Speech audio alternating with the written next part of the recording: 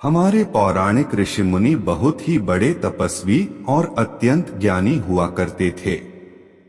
एक व्यक्ति को उत्पन्न करना भी उनकी विद्या का छोटा सा हिस्सा हुआ करता था।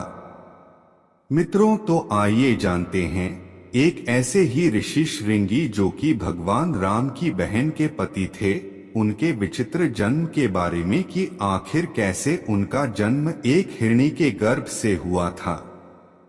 नमस्कार मित्रों, फिर से आपका स्वागत है एक और नए वीडियो में। श्रृंगी के पिता का नाम महात्मा विभांडक एक बहुत बड़े तपस्वी थे। माना जाता है कि विभांडक ऋषि के कठोर तप से देवराज इंद्र भी घबरा गए थे। इसी कारण देवराज इंद्र को यह भय सताने लगा था कि कहीं महात्मा विभांडक अपने तप के बल से उनके स्वर्ग का राज उनसे छीन ना लें।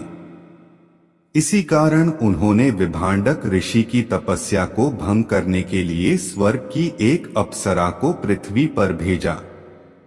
फिर जब अगली सुबह विभांडक ऋषि सरोवर में स्नान करने गए, तभी देवराज इंद्र की भेजी हुई अप्सरा बड़े ही कामुक अंदाज में सरोवर के पास आई और सरोवर में स्नान कर रहे विभांडक ऋषि को लुभाने लगी।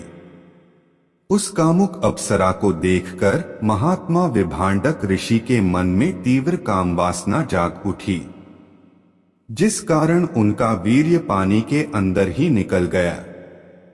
वीर्य गिर जाने के कारण महात्मा विभांडक की तपस्या भंग हो गई, जिसके पश्चात महात्मा विभांडक को बड़ा पछतावा हुआ। पछताते हुए महर्षि विभांडक अपने आश्रम में चले गए।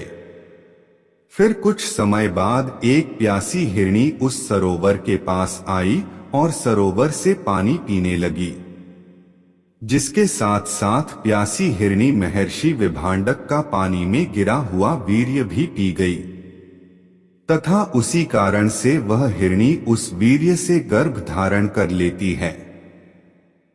पौराणिक कथाओं के अनुसार माना जाता है कि वह हिरणी भी पहले एक देवकन्या ही थी, जिसे किसी कारण वश परमपिता ब्रह्मा जी ने एक योनि में जन्म लेने का श्राप दे दिया था।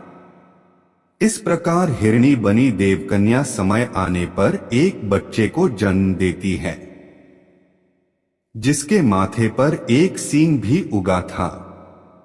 माथे पर सींग होने के कारण उनका नाम श्रृंगी पड़ा था।